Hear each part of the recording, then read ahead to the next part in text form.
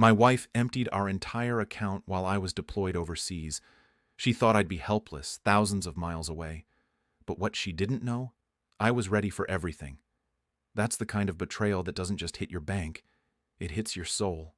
And when you're thousands of miles away, it feels like you're drowning with your boots still on. Introduction. Hey, I'm Eric. I'm 39, a logistics officer in the Army, and this is the story of how my marriage ended not with a fight, but with a bank notification. I was stationed in Kuwait, halfway through a 9-month deployment, when I realized that the woman I loved had cleaned me out and moved on. But what she didn't realize was that I'd learned a thing or two over the years about planning, about backup systems, about staying calm under pressure. So while she thought she was winning, cashing out, moving in with someone else, I was already 3 steps ahead. What most people don't understand is that military life teaches you more than discipline. It teaches you how to manage chaos, how to stay calm when everything falls apart. And that's exactly what I did. I went into damage control mode, the way I'd been trained. You might think I was angry, and sure I was, but more than that, I was focused. Because rage burns fast. But focus gets results. Our marriage before deployment. I met Claire through mutual friends right after my second tour. She was sharp, fun, worked in finance, and always knew where she wanted to eat, something I admired way more than I should have. We got married fast, within a year. I was in my early 30s, tired of dating games, and she seemed stable, strong, smart. At first, it was great. She was supportive during my National Guard weekends and drill weeks, and even came to my re-enlistment ceremony. We bought a townhouse together and opened a joint checking account like most couples do. But about a year before I deployed, things shifted. She stopped showing interest in my work, got cagey with her phone, and more than once I noticed withdrawals from our account she couldn't explain. Still, I chalked it up to stress, told myself not to jump to conclusions. I didn't want to be that guy. So instead, I started preparing, quietly. Claire had this way of making everything seem like an adventure. Weekend getaways, cooking meals together, even arguing about which color to paint the guest room. Those first couple of years felt like something solid. We talked about kids, though we hadn't gotten there yet. She used to make lists of baby names, leave them folded in my duffel bag before I deployed. But something changed once I got promoted. She became more distant, less patient with the lifestyle. She'd sigh when I mentioned training rotations, started hanging out with people I didn't know, and stopped joining me for drill weekends like she used to. I didn't want to accept it, but a part of me felt her drifting. Still, I tried. I brought flowers, cooked dinner. I even pushed off an early re-enlistment because I thought she needed more time with me. I tried to hold it together while she was slowly walking away. We'd stay up late planning vacations we never had time to take. Italy, Greece, Hawaii. She'd pick places with beaches. I wanted mountains. Some nights we fell asleep on the couch halfway through a movie. She had this annoying habit of stealing all the blankets, but even that made me smile back then. I'd wake up at 4 a.m. for drill and she'd make coffee without saying a word, just a kiss on the cheek before heading back to sleep. It wasn't perfect. No marriage is. But those memories made it so much harder to believe what came later. It was like the person I married had been replaced by a stranger with her face. Fast forward to my deployment. Kuwait isn't combat, but it's no vacation either. Logistics under desert sun is its own kind of hell. Still, I made time every Sunday to video chat with Claire. At least I tried. She started missing calls, blamed her schedule, her boss, her migraines. One night I messaged her and it didn't deliver. I checked our home cameras, offline. That was weird. So I checked our bank account, and that's when it hit me. The checking account, 0. Our savings account, emptied in 5 transfers, $64,000 gone. The last withdrawal was made that morning. While I was elbow deep in cargo manifests, she had been draining the life we built. I didn't freak out. I screenshotted every transaction, backed up our joint statements, logged it all. There was this one night, about 2 months in, I waited up just to hear her voice. We had a 9-hour time difference, so I skipped sleep before duty. She never showed up to the call. The next day she texted, "Sorry, got caught up with friends." No apology, no explanation. And that was the moment something inside me locked up. I stopped trying to make it work. I focused on the mission, on survival. Still, I kept track. Call logs, missed payments, strange activity on the shared account. She thought I wasn't paying attention, but I saw it all. She moved with confidence, like she thought I had no way to respond. What she didn't know was that everything on base runs on reports, and so did I. Her tone changed too.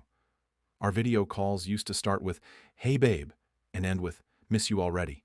But after a while it was just, "Hey," flat, distracted. She started glancing off screen a lot. I asked once, "Is someone there?" She said, "Just the TV." But the TV never makes you smile like that.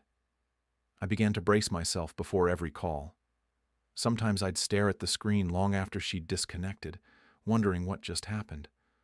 Other times I didn't even bother dialing. I knew she'd have an excuse ready. I don't think she meant to break me. I think she just wanted out, and didn't care what it cost me. I started noticing details. She changed the Wi-Fi name at home, something small but symbolic. It used to be Eric and Claire Home and became something generic like NetGuest32. The joint calendar we kept suddenly stopped being updated. It was like I'd been digitally erased. One day, I checked the camera history and realized all indoor cameras had been turned off manually. I never received alerts anymore. That's when I knew. She wasn't just giving up on us. She was covering her tracks. And when someone starts hiding, they're usually already gone. Remember when I said I prepared quietly? I meant it. 6 months before deployment, I opened a second account in my name only. I moved my Army paycheck deposit there, slowly transferred our emergency fund into a separate credit union account she didn't even know I had. I also removed her as an authorized user on my primary credit card, froze my military life insurance beneficiary change just in case. Everything I did was above board, just discreet. I didn't want revenge. I wanted safety. That preparation gave me something powerful when I found out what she'd done: leverage and clarity. I even created an encrypted folder in cloud storage, labeled it something boring like tax docs, where I kept every backup file, scanned receipts, joint tax returns, credit reports. You learn after a few years in the Army that systems fail unless you build redundancies. I treated my marriage no different toward the end, not because I didn't care, but because I had to be ready if the worst happened. Some nights I'd lay awake in my barracks bunk thinking through scenarios. What if she sells the house? What if she maxes out the card? And then I'd write a plan for that too. Every uncertainty had a folder. Every suspicion had a trail. I waited 24 hours. Let her think she'd gotten away with it. Then I sent a short email. I saw the transfers. Hope it was worth it. I'll have a lawyer contact you soon. She replied in minutes. Denial, then blame, then panic. I didn't think you'd notice so fast. We can talk about this. Please don't make this ugly. But it was already ugly. She had moved into our townhouse with someone named Greg. How do I know? Our security camera in the foyer. She forgot I had cloud backups. I saw him carrying in a TV and groceries. She messaged again the next day. "Can we please just talk? I think you're overreacting." That word, overreacting, was the final nail. After all the lies, all the withdrawals, all the camera footage of her new life, she still thought the worst part was my reaction. That's when I knew for sure the woman I married didn't exist anymore. Maybe she never had. Back in the States, my brother, also a JAG officer, helped me initiate a financial misappropriation and marital misconduct claim. We froze the joint account officially, filed to remove her from the deed. Since she emptied accounts without consent and cohabitated with someone new, she violated both our prenup and state law. That meant she owed me restitution. It also meant I could terminate spousal support before it ever began. Her lawyer tried to paint it as a misunderstanding, but the court didn't buy it. The screenshots, the footage, the emails, bulletproof. What surprised me most was how calm I stayed throughout it all. While her lawyer squirmed and offered compromises, I sat there with a legal binder 2 inches thick, bank logs, timestamps, emails. I'd built a case like I'd build a logistics chain, airtight. The judge didn't take long to rule. She emphasized that financial abuse during deployment is one of the most egregious violations of spousal trust and legal standing. She called Claire's actions deliberate, deceptive, and harmful. It wasn't about winning. It was about being seen, being validated. I wasn't crazy. I wasn't paranoid. I was prepared, and that made all the difference. Claire ended up owing me $31,000 in restitution. She had to vacate the townhouse within 30 days. Greg? He ghosted her when she told him lawyers were involved. She tried to reach out again, said she missed what we had. But what we had wasn't real anymore. Not after betrayal. Not after theft. I didn't answer her calls. I didn't need to. I'd said everything I needed to say with my planning. During the hearing, her lawyer tried to frame me as detached, cold, and overly controlling. They brought up how I had hidden money, but when I presented screenshots showing the timeline of her transfers, the judge's tone shifted. Claire wouldn't even look at me. She sat with her hands clasped, jaw tight. When they played the footage of her boyfriend in our home, I saw her whole body stiffen. She had forgotten those cameras existed. Or maybe she just never thought I'd still have access. The ruling was clear. Financial betrayal, supported by evidence, voided her claims to spousal support. The restitution was the minimum she had to pay. It could have been worse. When it was over, she stood up and walked past me, fast, like I was a ghost. But I wasn't the one who disappeared from our marriage. That was her. One of the strangest parts was seeing Greg. In the camera footage, he looked normal, like any guy. He wasn't threatening, just casually carrying a box of cereal like it was his home now. That's what stung the most. Not some alpha male takeover, just replacement. Quiet, routine, matter-of-fact replacement. The betrayal wasn't loud. It was domestic, subtle, real, like being erased and overwritten in your own life. When she handed over the house keys in mediation, she didn't say a word, just slid them across the table and stared at the wall behind me.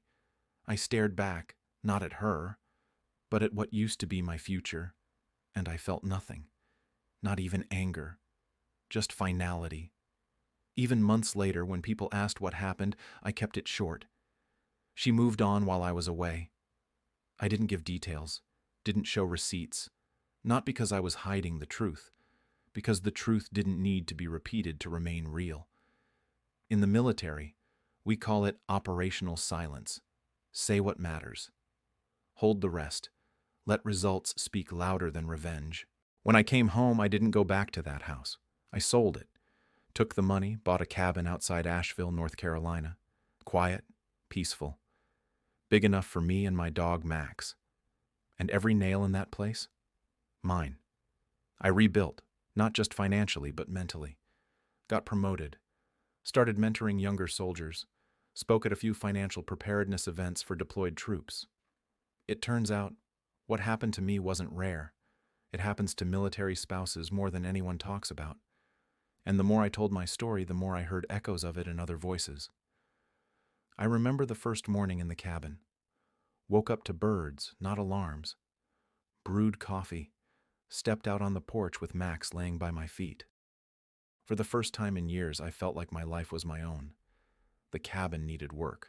Leaky roof, warped floorboards. But I poured myself into it. Every swing of the hammer was therapy. Every improvement was a reminder. I was building something that no one could take from me. I started volunteering with a local veteran group, helping others file financial protections before deployment, telling my story not for pity, but for preparation. If even one soldier avoided what I went through because of my experience, it was worth it. Max, my dog, became my therapist. He followed me from room to room, like he knew I needed the company. We'd go for long walks in silence. I didn't play music anymore. I just listened, to the wind, to gravel under my boots, to birds I couldn't name.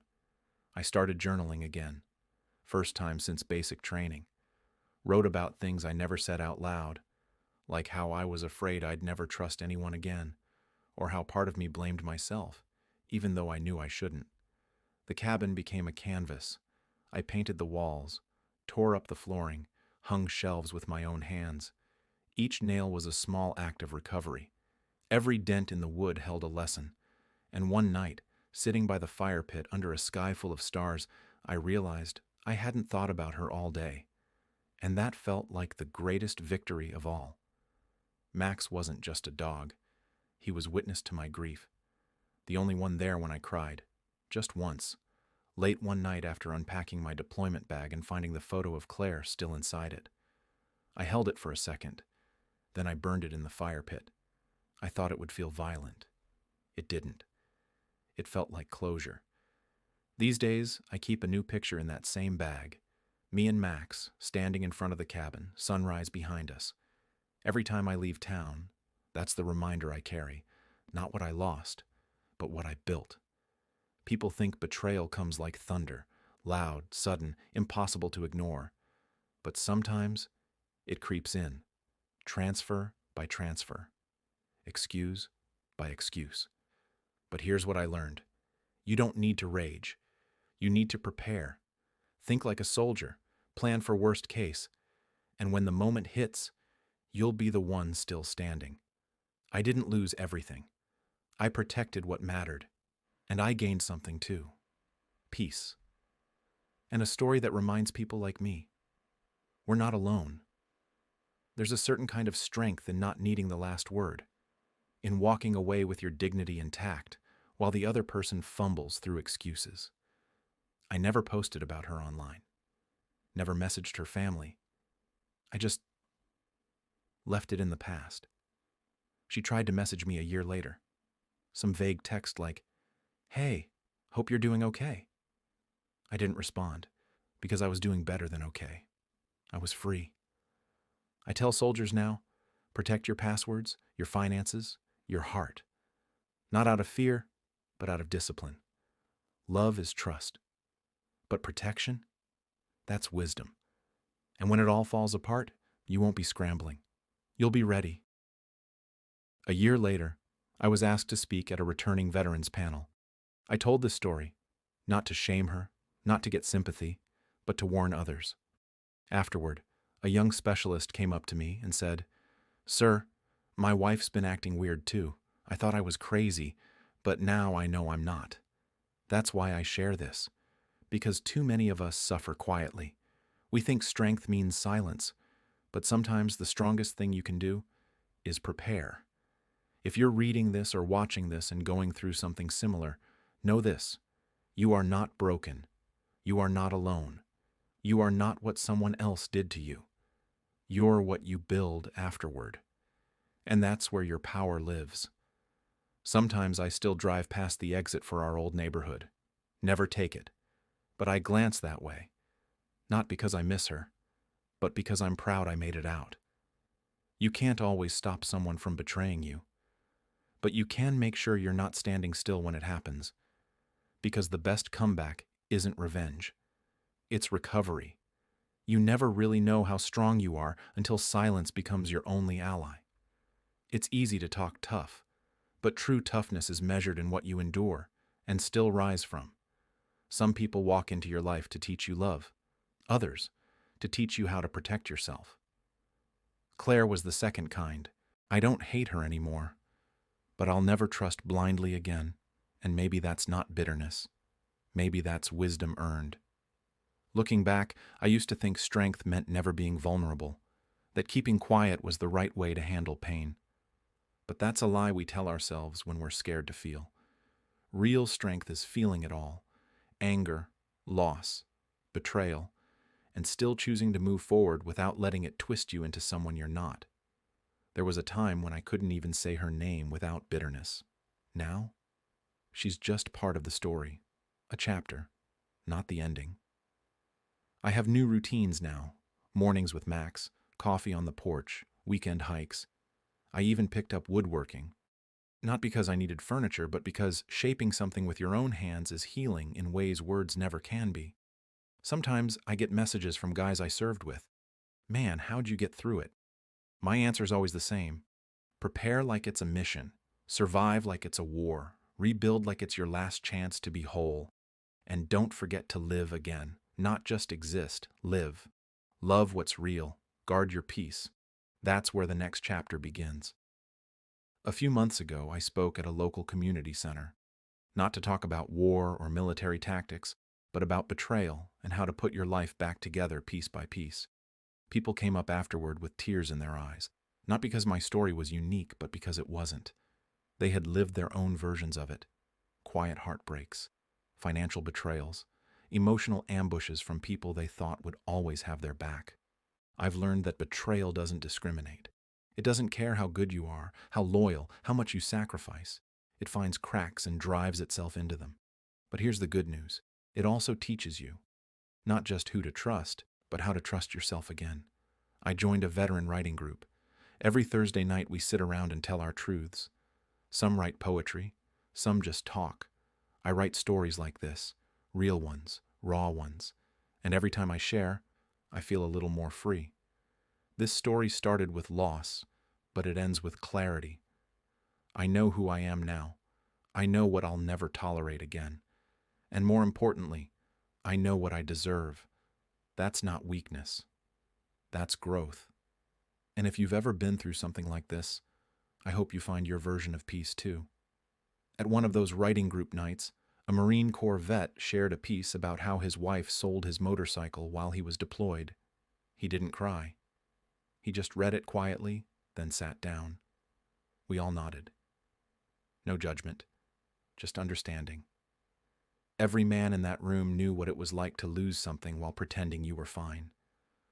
After the meeting, we sometimes go grab burgers or coffee. One guy brings his sketchbook. Another reads journals he wrote from Baghdad. They're not polished.